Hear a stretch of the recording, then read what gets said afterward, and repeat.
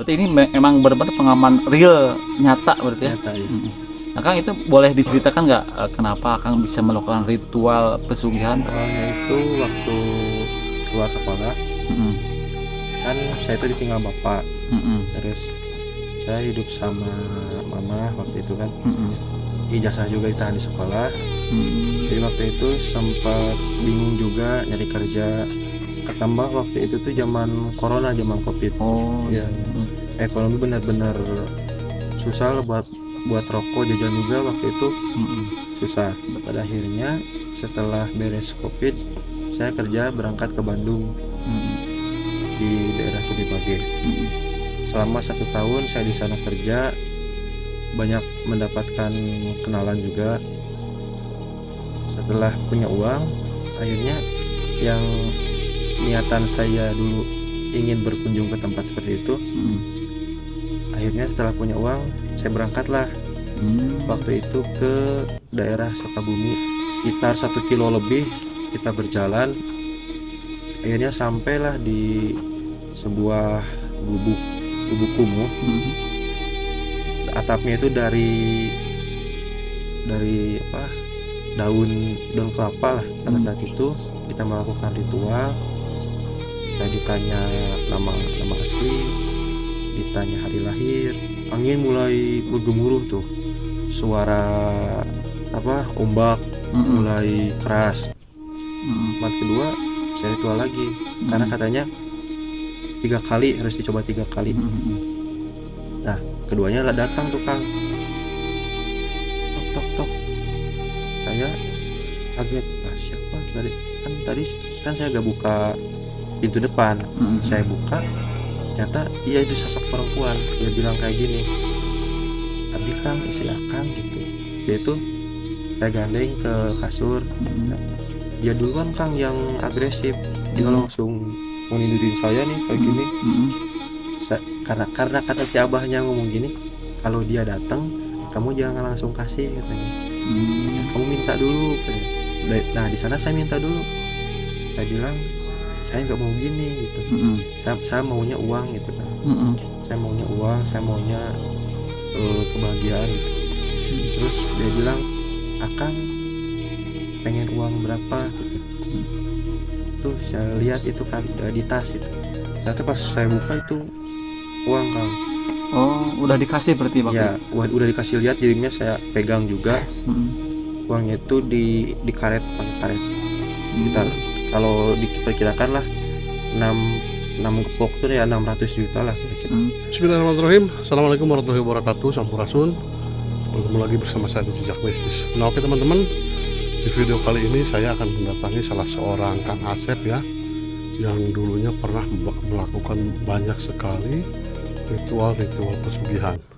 Dan beliau sekarang konon katanya lagi mengasingkan diri. Untuk itu ikuti perjalanan kami menuju tempat pengasingan beliau ya. Saya ya buka ininya, sampingnya pakaian dia buka, wah itu masya Allah, bener-bener di atas sampai bawah itu lekukannya, warna kulitnya, terus ya bagian yang intim di perempuan itu benar-benar Mulus.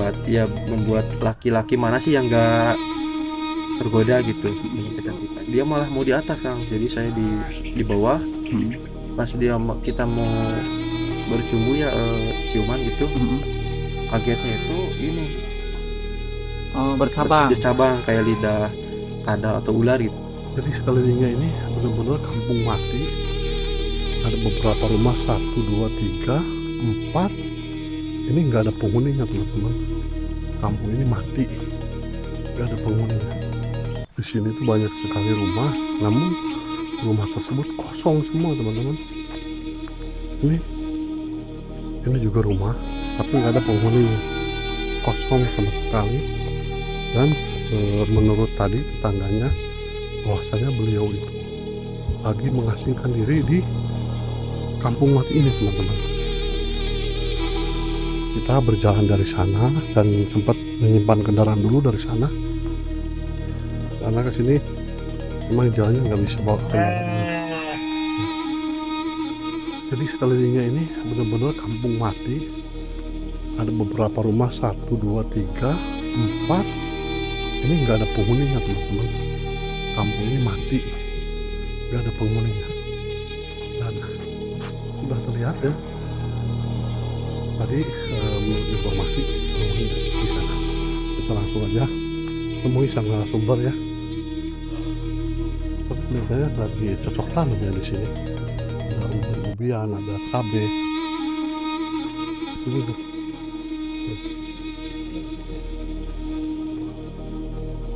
Assalamualaikum. Wadah, lagi nyantai. Damang Kang. Terang Kang Asep. Begini Kang, saya tuh dapat informasi dari warga bahwasannya Kang Asep itu sering sekali dan banyak sekali pengalamannya tentang pesugihan, bener Kang? Di antaranya Kang pernah kemana aja itu Kang?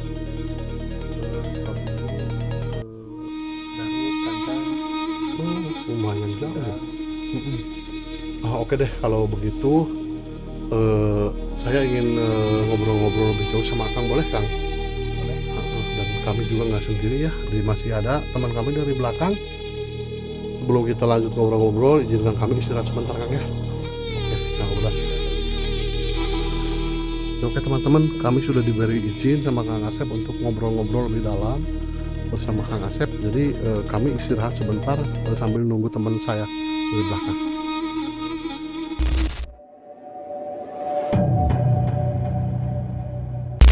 Alhamdulillah teman-teman, di video kali ini saya bertemu dengan salah seorang narasumber yang mempunyai banyak sekali pengalaman tentang pesugihan, dari mulai ritual sampai beliau mengantar orang sampai berhasil dari pesugihan.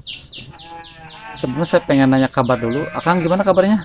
Alhamdulillah. Alhamdulillah. Dengan siapa saya?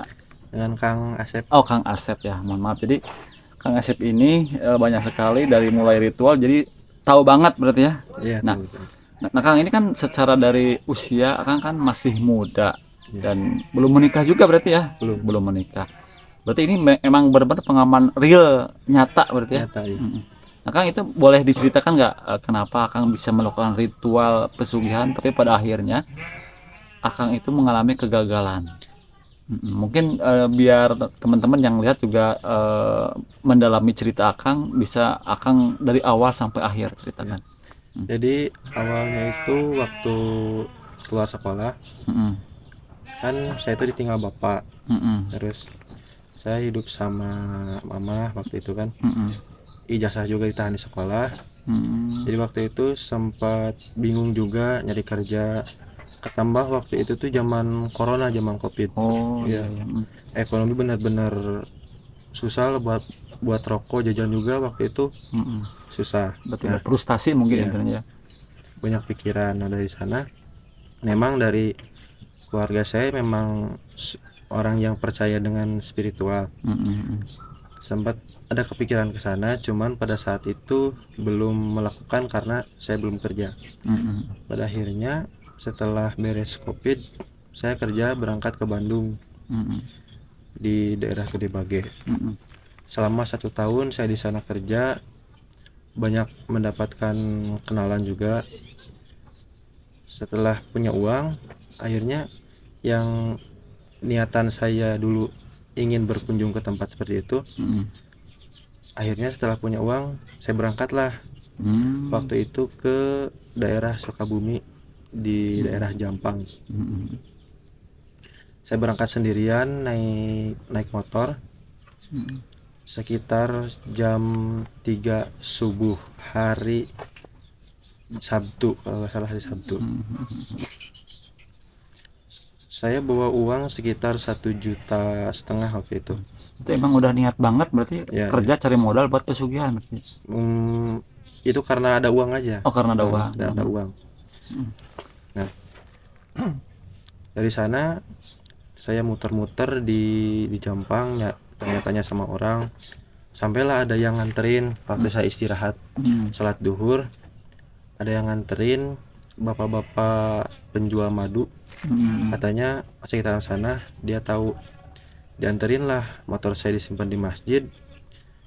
Rumahnya itu lebih dekat ke pantai daripada ke pemukiman warga. Hmm. Jadi jauh di pemukiman warga itu. Kalau bawa motor jalannya batu pasir, jadi kalau hujan tuh susah.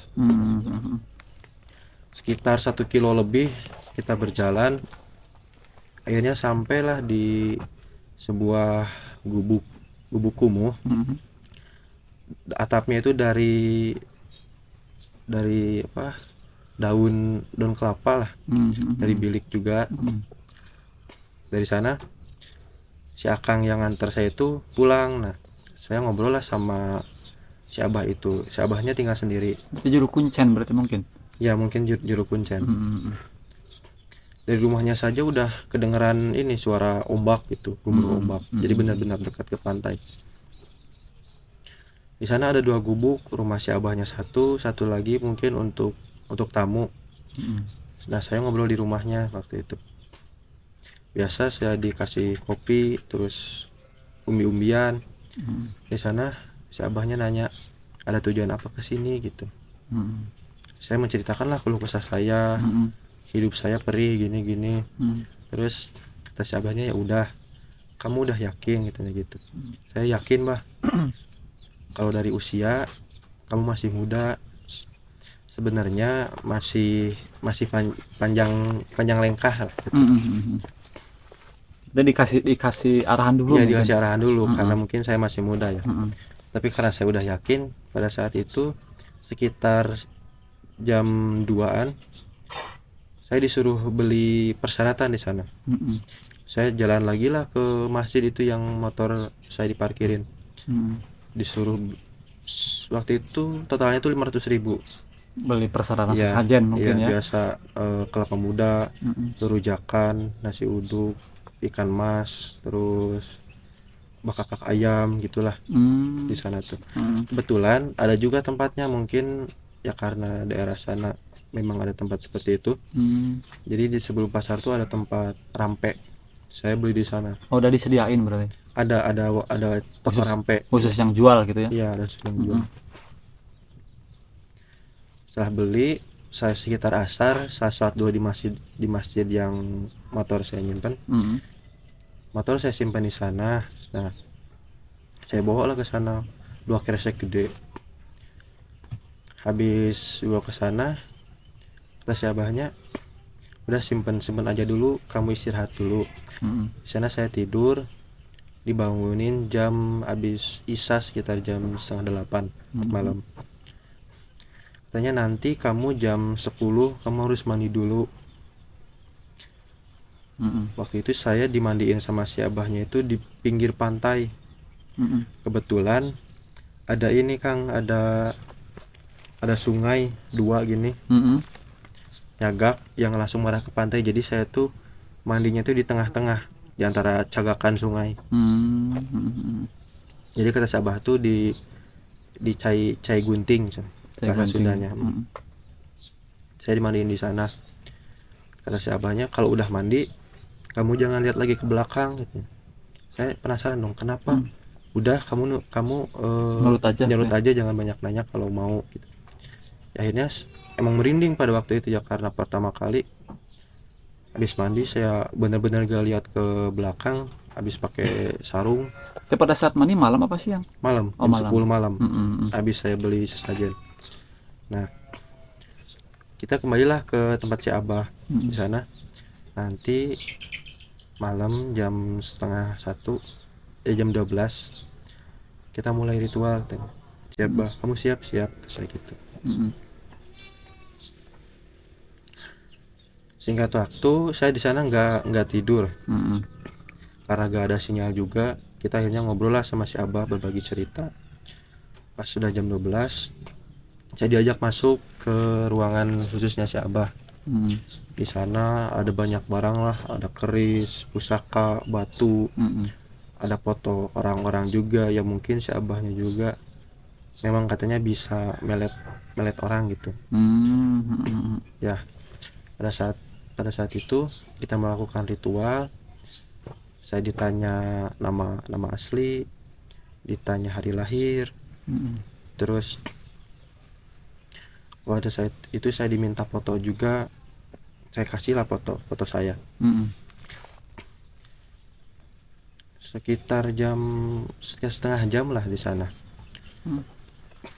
Angin mulai bergemuruh tuh, suara ombak Mm-mm. mulai keras. Mm-mm. Di sana entah saya dalam keadaan sadar gak sadar itu seperti melantur tapi sadar gitu. Mm-mm. Ada yang datang, awalnya dua orang, Mm-mm. perempuan sama kakek-kakek. Mm-mm. Dia datang di hadapan kita kan, posisinya abah di depan, ini saya di belakang. Mm-mm. Datang gitu, terus ini katanya yang mau ditikahkan gitu. Iya jelema bawaan orang si abah nate. Cek abah nate. Mm-mm. Iya bawa jelema bawa orang anu boga tujuan gitu. Mm-mm. Nah, di sana kita kayak mau nikah aja, jadi si abahnya itu berjabatan tangan dengan sosok kakek-kakek yang di depan saya gitu. Diakadin Nah gitu ya. perempuan iya. Mm-mm. Yang saya dengar itu Kang, jadi seperti rame aja di dekat saya, ada yang ketawa, ada yang ngobrol gitu. Mm-mm. Di sana saya gini aja karena takut. Mm-mm. Nah, setelah beres, si abah, nanti kamu pulang, kamu setiap malam Jumat kamu harus sediain nasi uduk, goreng ikan mas, Mm-mm. terus ya biasalah air air 7 rupa gitu, rujakan. Sesajen gitu ya. Sesajen. Mm-mm. Karena saya waktu itu di rumah rame kan, ada keluarga, saya ngontrak setiap malam Jumat saya ritual. Pada malam Jumat pertama saya melakukan ritual itu sekitar dari jam 10 sampai jam 12. Akhirnya saya berbaring lah di ranjang itu. Jadi harus menyediakan ruangan yang Iya, khusus harus sendiri. Jangan ada yang rame gitu ya. Ya kalau di rumah meskipun ada kamar sendiri, Mm-mm. tetap jadi kalau orang rumah belum tidur, dia boleh. gak bakalan datang Oh. gitu. Jadi mungkin si Kang berinisiatif untuk kontrak Iya, gitu. supaya lebih awalnya sih supaya lebih afdol gitulah. Iya. Intim gitu ya. Mm-mm. Nah, malam Jumat pertama tuh gak langsung datang. Mm-mm. Jadi datangnya itu cuma sebuah ketukan pintu, cuman keras, doh, gitu, 3 kali ke pintu. Mm-mm. Kaget saya waktu buka pintu, gak ada siapa-siapa. Mm-mm. Singkat waktu, di malam Jumat kedua saya ritual lagi, karena katanya 3 kali, harus dicoba 3 kali. Mm-mm. Nah, keduanya lah datang tuh Kang. Saya habis baca ini mantra yang dikasih sama si abah. Waktu itu penerangan cuma pakai lilin yang ditaruh di botol kaleng gini. Benar-benar gelap gitu. Ada yang ketuk di pintu kamar, tok tok tok gitu. Tok tok tok. Saya kaget, siapa? Gak ada. Kan tadi saya gak buka pintu depan. Saya buka, ternyata iya itu sosok perempuan. Datang. Dia bilang kayak gini, Abi Kang, istri Akang gitu. Cantik, rambutnya panjang segini, sedikit pirang, kulitnya itu putih ke merah-merahan. Iya. Itu kalau waktu yang Akang lihat pakaiannya seperti apa itu? Pakai samping sedada. ya, sedada gini. Jadi belahannya itu kelihatan. Cantik Kang. Cantik bener-bener. Tapi ada kakinya juga ada ya, cuman bedanya nggak ada ini, nggak ada sirip di bibir ya, di bawah hidung. Jadi rata gitu. Oh, nggak ada lekukan berarti ya? Iya, nggak ada lekukan. Ininya berbulu gitu, jadi bulu halus lembut kulitnya itu. Iya, kulitnya itu. Berarti emang benar-benar nyata, bisa diraba berarti ya? Bisa. Cantik berarti ya? Cantik. Waktu itu saya gandeng ke kasur. Nah, dia duluan Kang yang agresif. Dia langsung mau nindurin saya nih kayak gini. Karena kata si abahnya ngomong gini, kalau dia datang kamu jangan langsung kasih katanya. Ya, kamu minta dulu katanya. Nah, di sana saya minta dulu. Saya bilang saya nggak mau gini gitu. Saya maunya uang gitu kan. Saya maunya uang, saya maunya kebahagiaan gitu. Terus dia bilang, Akang pengen uang berapa gitu. Tuh saya lihat itu kan di tas itu, karena kan saya di posisi di kosan, saya bawa tas baju, ternyata pas saya buka itu uang, Kang.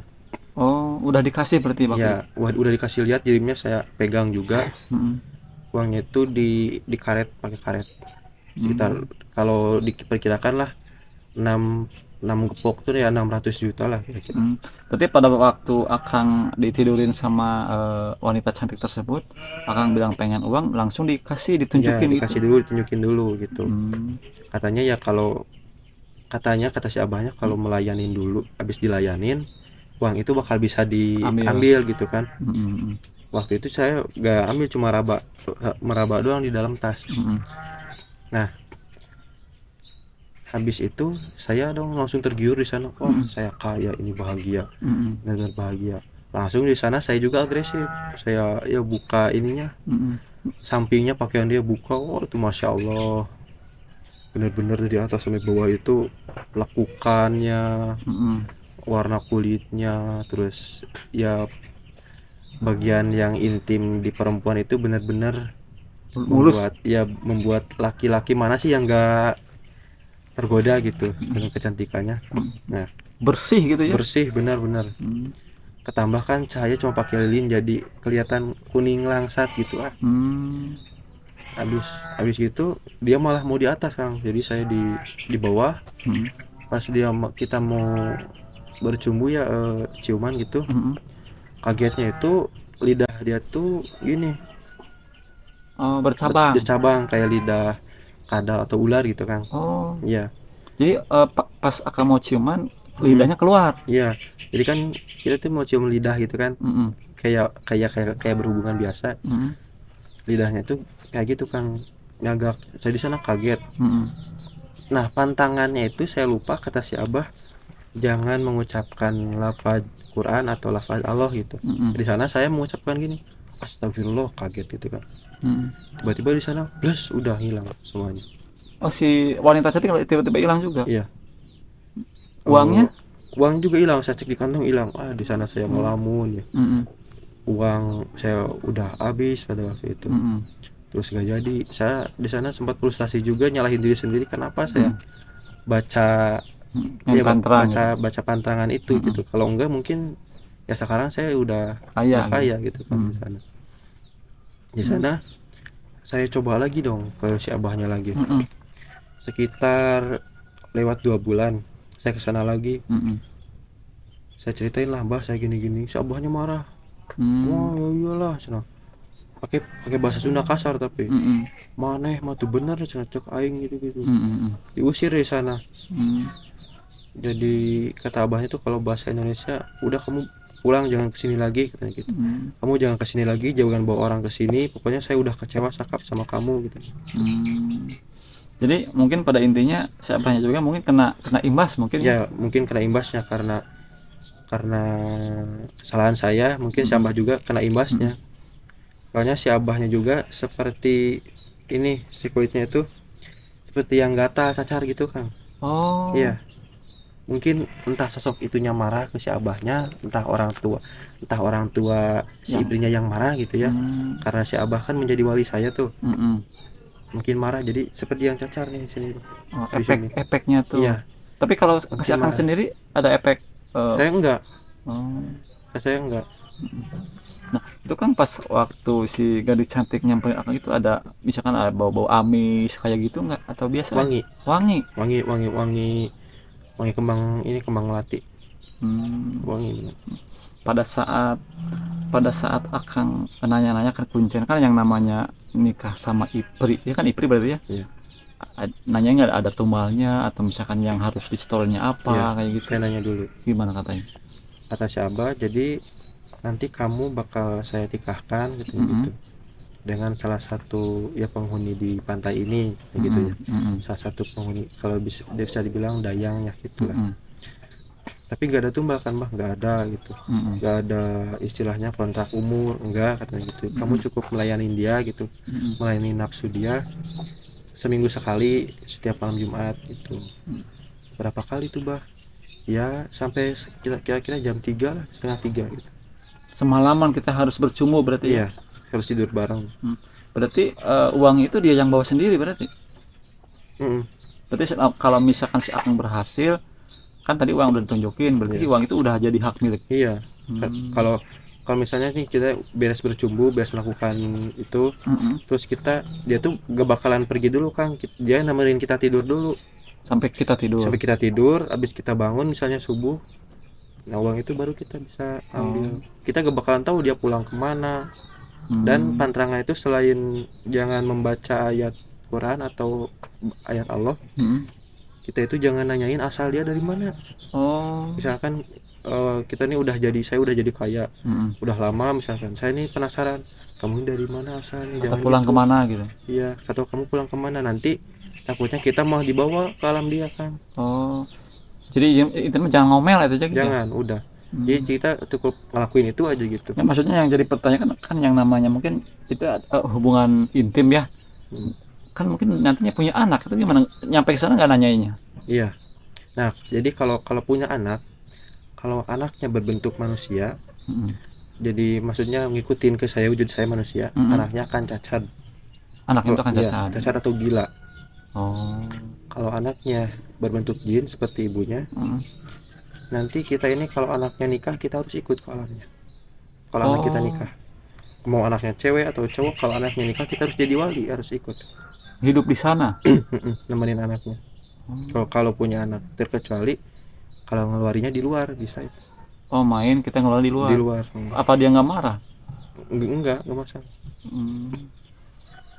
Tapi nggak ada kontrak umur, misalkan nanti kalau misalkan meninggal di alam sana gitu. Enggak, jadi itu aja. Kalau punya anak dari alam jin, di sana berwujud jin, kita harus nemenin anak kita di sana, harus jadi wali, nemenin anak kita dibawa ke alamnya. Jadi entah itu kita itu tilem atau meninggal, saya kurang tahu, cuman kata abahnya ya kita harus nemenin anak ke sana kalau anaknya berbentuk dari ibunya dari alam jin. Kalau anaknya berwujud manusia seperti saya misal, kalau nggak cacat gila gitu. Tapi kalau pada saat itu akan nanyain namanya nggak, kan mungkin dia punya nama biasanya. Enggak saya gak nanya nama. Mungkin karena mungkin tergiur sama kecantikannya, sempat ingat ke sana mungkin ya. Iya. Nah, mungkin gini ya, yang jadi pertanyaan sama penonton juga pasti nanya gini, ini kan Akang masih muda, kalau usia sekarang berapa kan? 22. Oh, 22. Nah, apakah emang nggak ada jalan lain di usia sekarang harus ngambil jalan pesugihan? Terus apakah orang tua juga ngizinin nggak gitu? Orang tua udah tahu. Oh. Jadi waktu saya beli sajian juga ya ke rumah dulu Minta izin. Kata ibu gimana itu pas dimintain izin? itu waktu saya beli sajian yang kedua yang gagal. Ya kata ibu, ya kalau kamu udah benar maksudnya mau berangsiar, bahasa Sundanya tuh, ya udah terserah gitu. Ya jadi kalau hasil asalkan jangan mengorbankan seseorang gitu, entah itu dari keluarga atau orang lain gitu. Jadi kalau misalnya nggak ada tumbal mah boleh mungkin ya.